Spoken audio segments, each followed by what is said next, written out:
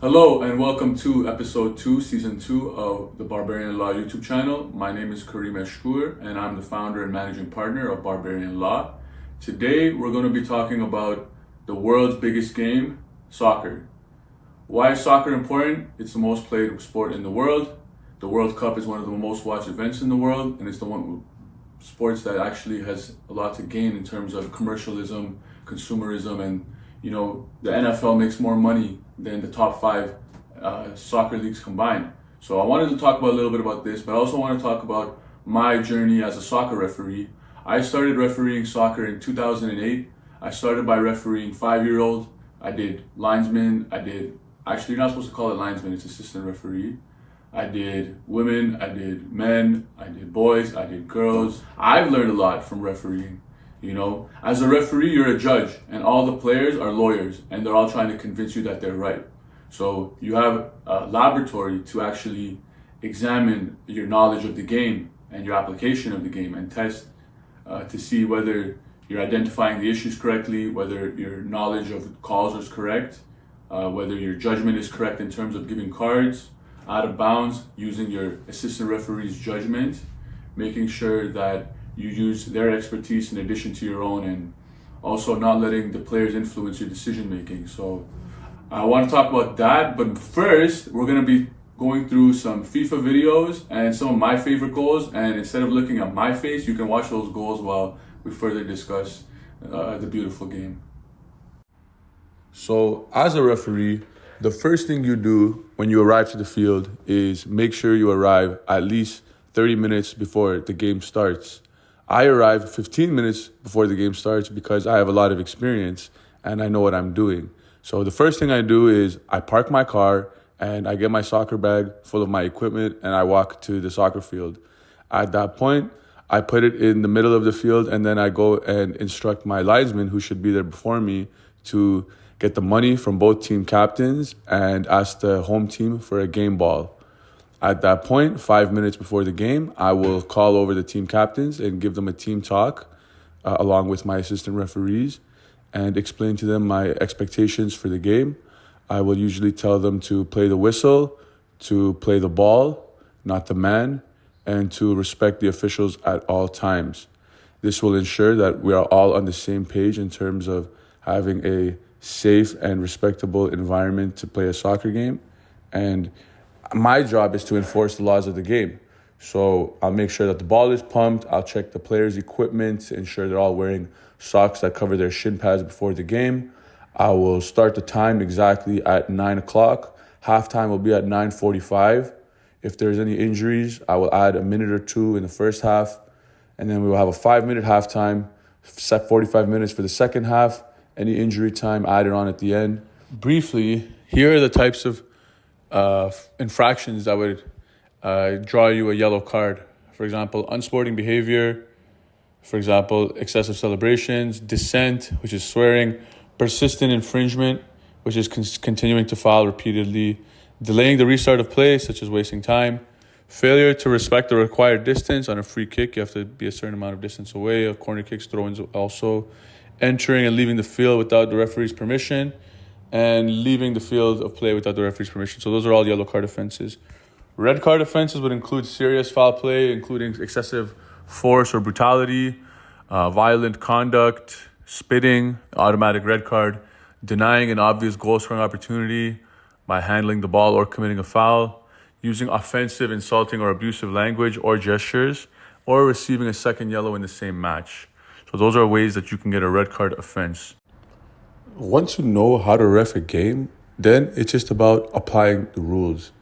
And the application of the rules can be made difficult by the players because sometimes even when you call the call correctly, the players still might get mad. If you call something incorrectly and a player gets mad, I can understand. It's justifiable. But if the ref gets it right and the player gets it mad, then it shows that the player can't be reffed. He doesn't listen. He has a problem with authority. So that's something that I, as a referee, can understand. If I make a mistake, I will apologize. I know I'm not one of those referees that says I never make a mistake. But the players, they make so many mistakes. So as I've gotten older, I start pointing out the players' mistakes when they point out my mistakes. Is it good practice? No. But I do it so that they can empathize with referees. We make mistakes just like they make mistakes. But we have no teammates to cheer us up. We have no teammates to pick us up when we're down. So the referees often are left to fend for themselves. You know, I got attacked at a soccer game last night, and I didn't even report the red card because there's no point. Richmond Hill doesn't even have a club head referee right now. He retired, and the account's being run by a summer student. So I'm retiring because the referees have never gotten support. We got a pay raise this year, but it's not enough. And I personally don't find it fun anymore because since COVID, everyone is in a bad mood. People are angry. People show up to games angry at their kids, angry at their wives, angry at their girlfriends, whoever, and they come and take it out on the soccer field. So there's all these people running around like crazy people with full of testosterone. And when they get mad, they just start screaming, yelling, fighting, blaming me for anything that they can think of. So it's become unproductive at this point, and I've learned all I can from this game and refereeing this game. I'd rather play at this point. I'll have more fun to play than to ref. Soccer is supposed to be fun. One of my earliest memories is watching 2002 World Cup and the Brazilian team that featured Ronaldo, Ronaldinho, Cafu, Zé Roberto, Rivaldo. They had an amazing team and they went on to win the World Cup against Germany in the finals 2-0, where Ronaldo scored both goals. About 12 years later, I actually went to the 2014 World Cup in Brazil, and I think about that trip every day. It was an amazing experience. I went to 4 games. I visited Brasilia, which is the capital city of Brazil, and I went to Rio de Janeiro. We walked through the slums of Brazil where we got yelled at, getting called gringos, but it was an amazing experience, and you got to see like how much fun people have during a World Cup. The only day where they didn't have fun was when Brazil lost to Germany 7-1, and I was watching the game at Copacabana Beach in Rio de Janeiro, and there was a group of Germans, and after every goal that they scored, the Brazilians would throw beer on them. But that just made them stronger. So the Germans just kept getting stronger and stronger. The game ended up 7-1. As soon as the game finished, there was a thunderstorm, and everyone went home. There was no party in Brazil. That was the only night in Brazil there was no party during the World Cup. The next day, it was somber. Everyone was crying. You know, it was just, you could feel the tension in the air. But generally speaking, the World Cup is good for increasing the happiness of a country. And even if it doesn't always like increase the economics of a country, like in Qatar, where they didn't need the money from the World Cup, but it's kind of sports washing. But they built 8 world-class stadiums from the ground up, and then they took them down. This cost probably more than it's worth, but at the end of the day, it's about having fun. So you want your soccer games to be fun. That's why they're changing the offside rule. They're changing the offside rule so that it's going to be onside if any part of a player's body is onside. Right now, if any part of your body is offside, you're offside. But they want to change the rule that if any part of your body is onside, then you are onside. This will lead to more goals. More goals is more fun, and that's what it's about. The biggest voice in favor of changing the offside law is FIFA's head of global development, Arsene Wenger. He is the one who has tried to change the offside law from you would be onside if any part of your body is onside, whereas the current rule is if any part of your body is offside, not including your arms, so your arms are not calculated in the offside.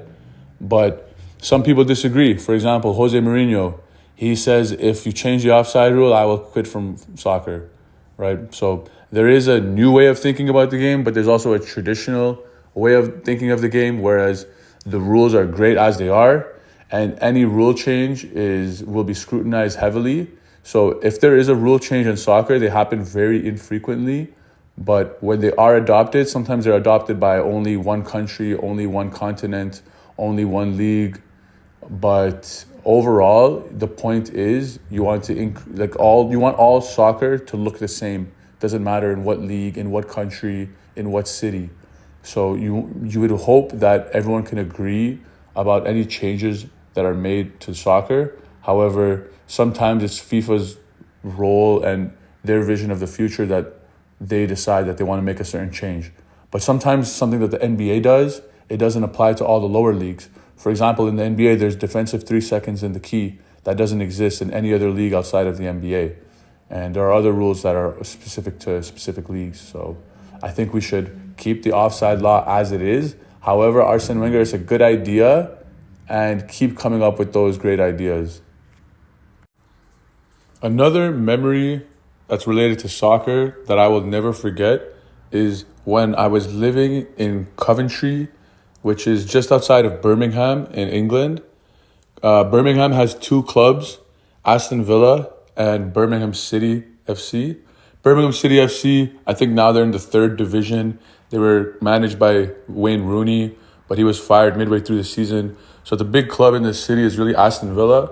I went to about 5 Aston Villa games, and these were the first ever Premier League games that I had gone to, and it really got me to understand why the culture of soccer is how it is. You know, you see little kids who are trying to get into the youth team, who are trying to break into the first team. That's what happened to Jack Grealish. Jack Grealish joined the Aston Villa the youth team. He joined the U18s, the U20s. He went to the first team. They got relegated from the EPL at the end of 2015 season, and he stayed with them while they were in the championship, and he got them back promoted to the English Premier League.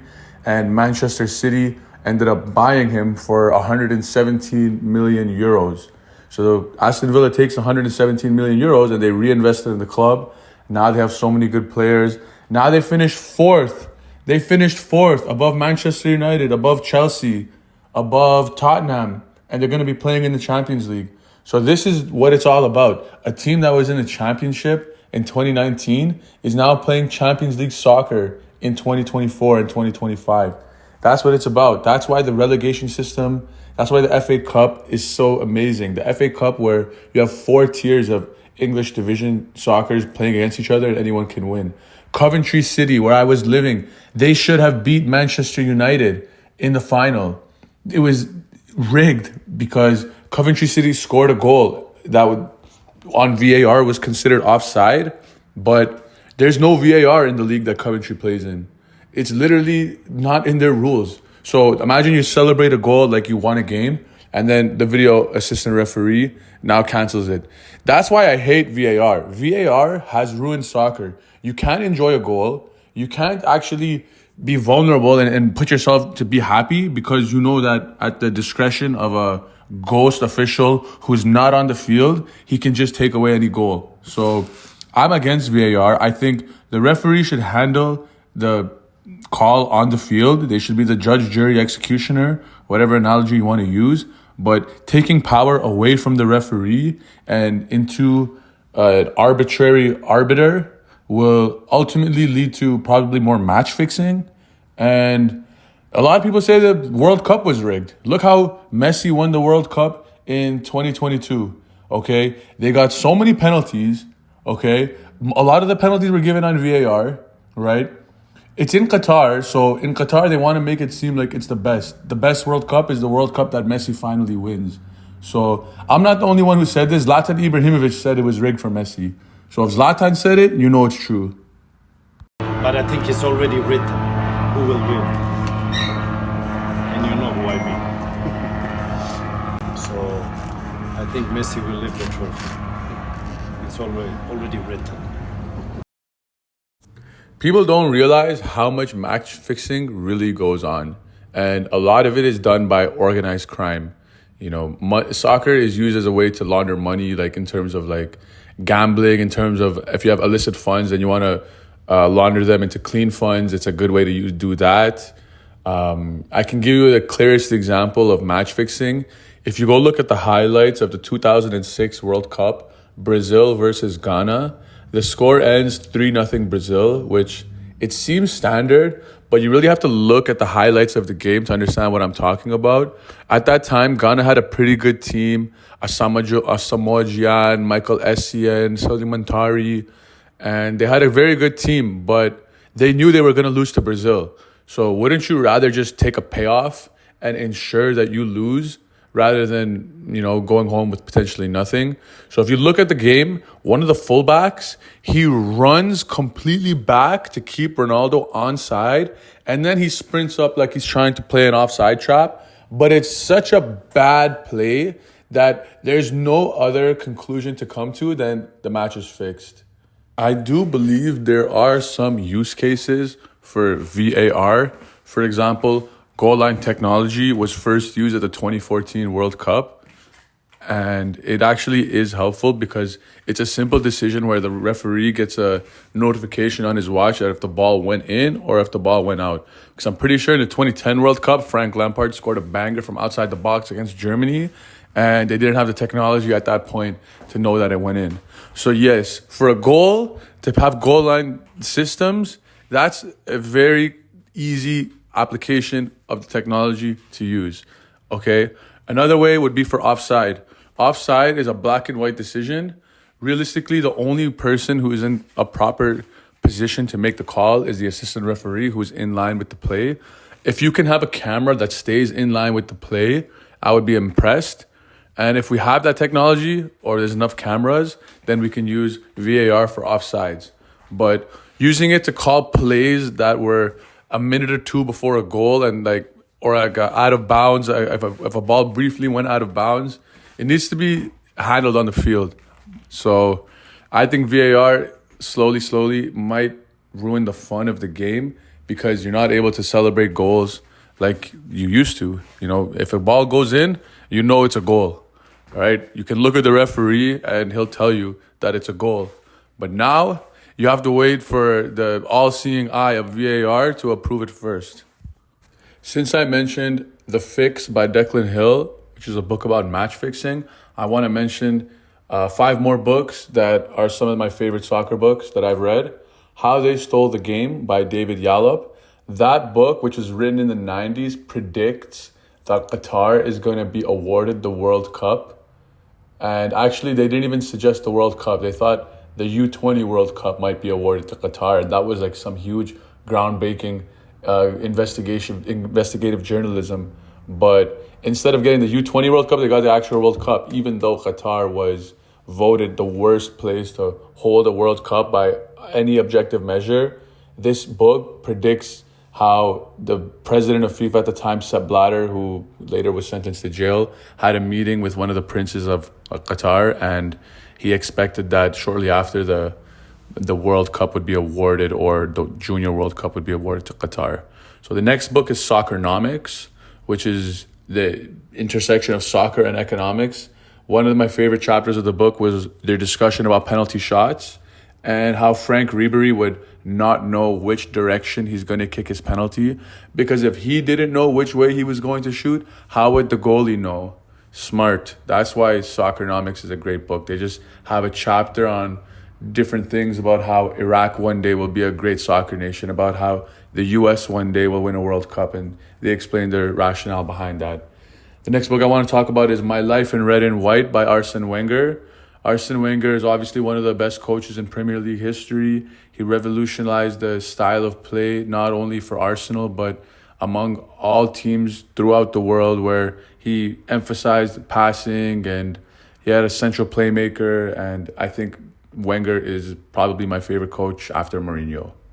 The Quality of Madness, which is about another coach named Marcelo Bielsa. He's from the same city as Messi, and he was the coach of Leeds, he was the coach of Argentina, and he had a very famous quote that was, "There are defeats that are useful and victories that don't help at all." And the last book I'll mention is Inverting the Pyramid, History of Football Tactics, which talks about how the history of soccer and for example, there used to be a W formation with 5 defenders. Other times they had 2 defenders and the rest attackers. They also talk about the Netherlands team, which had total football, where everyone on the team would attack and everyone on the team would defend. And understanding the history of soccer is useful such that you can really consider the past when you make decisions about your tactic and understand why previous tactics were done in another way and why other tactics won't work. For example, the catenaccio in Italy with the last defender. This was a tactic that was very popular in Italy with the last defender. if you're one defender holding the offside line, it's very easy for you to step and catch someone offside. So I think it's a strategy that could even be used today. One of the biggest stories in European soccer over the past couple of years has been Mbappe's inevitable transfer to Real Madrid. He was supposed to go before the 2022 World Cup due to pressures from his country and the state of Qatar, which owns PSG. He was unable to go, and he is apparently now going to go after the Champions League final between Real Madrid and Borussia Dortmund, and he will be joining Real Madrid before the Euro Cup. And one of the reasons why Mbappe is going to Madrid is because Madrid has reduced the tax rate for high-income earners of foreigners. So anyone making a lot of money, you'll be taxed at 25% rate versus the 50% rate that Spanish nationals domestically would pay. So this is something that Madrid done in the past when they wanted to attract stars such as David Beckham, Luis Figo, Ronaldinho. Sorry, not Ronaldinho, he was on Barcelona, but a lot of Real Madrid players, they came like Kaká to Real Madrid because the tax rate was lower. And that's one way that you can attract top talent. The CRA is going after John Tavares and even other Raptors players for the way that they declare their signing bonuses and saying that it should be a salary rather than a signing bonus. But it's important to note that the tax rate is a huge factor for where soccer players ultimately decide to play. Congratulations to Real Madrid for winning this season's Champions League over Borussia Dortmund this weekend. The first half was looking shaky for them. Karim Adeyemi should have scored a goal. Füllkrug hit the post. And it was Dortmund that had the majority of chances. However, in the second half, Carvajal off a short corner on the near post headed it past the goalie and took the lead. And at that point, Dortmund was unable to catch up or score a goal. So now Real Madrid, who have won their 15th title, will be joined by Kylian Mbappe, the best player in the world. It's kind of like Golden State Warriors adding Kevin Durant after they won the championship. It's something that will potentially turn this version of Real into a new version of Galacticos. And the Mbappe law, which is also known as the David Beckham law, is a huge factor in stars deciding to play in Madrid because of the 25% tax rate that they will pay rather than the normal 50% tax rate that domestic Spanish people will pay. This summer promises to be very exciting for soccer fans because you have two tournaments that I'm looking forward to watch, including the Euro Cup and Copa America. For the first time, Canada will be participating in Copa America. They play the opening game versus Argentina on June 20th. That will be very exciting. And again, the Euro Cup will be exciting as France, England, Netherlands, Spain, Italy, some of the best teams are located in Europe. So watching them get to play each other, watching the new players make their way into the first teams, it's going to be very exciting to watch. The World Cup is coming to North America in 2026. It's being hosted jointly by Canada, United States, and Mexico. Canada has about maybe 5 to 10 games, mostly in group stages. I think there's maybe 1 or 2 knockout stage games. But this is a huge deal for Canada because there's a lot more investment in Canadian soccer. We've seen that the Canadian Premier League has been developed in the last 5 years. So Canada now has their own professional league. You know, in addition to multiple teams that we have in the MLS, you know, Toronto FC, they're doing a lot better this year. And part of that is because the Canadian women's national team head coach has done a great job in turning around our team tactics, and we're have much more belief in our team now than we did before. So I think that this summer, with the World Cup coming to Canada next year or in 2 years, I think that Canada has a lot of room to grow in terms of their taking space on the world stage. You know, we now have world-class players, Alphonso Davies, and we have other up-and-coming players such as Steven Eustáquio and Jonathan David, who is a top scorer in League One. So I think as the world realizes that Canadians do have a lot to offer in the sport of soccer, I think we'll definitely continue to grow and have more opportunities to play overseas for our young players. I now, at the end of this video where less people are paying attention, I'm telling you, I'm retiring from soccer because all of these guys complain too much. You know, they don't pay me enough. I can get paid more doing other things. So I only ref as a community service. I ref because I care about the community, because I care about the quality of play of Canadians. But first of all, the coaching sucks. The players, they're not very good. They don't care about the game. They're playing many other sports. They're not taking soccer seriously. So I'm coming and I'm trying to ref the game at a high level, I'm treating it professionally.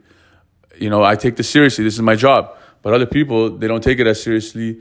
People, they denigrate the game. They disrespect the game. And for me, it's tough to watch. So if people are not playing seriously, you know, if you get mad at me, I actually don't care. If you get mad at me, I'm happy. If you get mad at me, it shows you care about the game. That means a lot to me. If you don't get mad at me, if you don't care about the game, if you don't care if you win or lose, that's when I have a problem, because it means you don't show like love for yourself. You don't care if you win or lose. Then what do you care about? That's the whole point of life. Like winning and losing, it's like you win in a game or lose in a game, it doesn't matter. It's, did you learn a lesson from the game? Did you improve yourself? Those are the real questions. And you have to like look at the results and judge yourself based on results, and also the process, and making sure the process that you take, showing up on time, showing up with the proper equipment, hydrating before the game, you know, don't eat too much before the game. These are simple things, but doing those go a long way in not only ensuring your life is organized and you perform properly, but you also perform properly on the field and off the field. Another funny story when I was reffing was I had to give out a few cards at the end of the first half, maybe 3 or 4. At the start of the second half, I also had to give out a number of cards. So I started to just hold my yellow card in my left hand and hold my red card in my right hand. I didn't put them back in my pockets.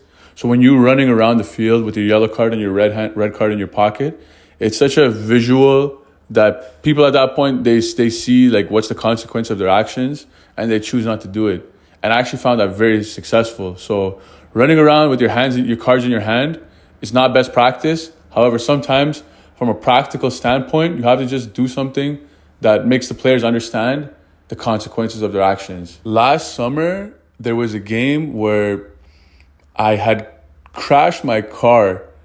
Like my trunk was completely destroyed. But when I got to the field, I opened the trunk to get my soccer bag out. And when I tried to close the trunk, it wouldn't close.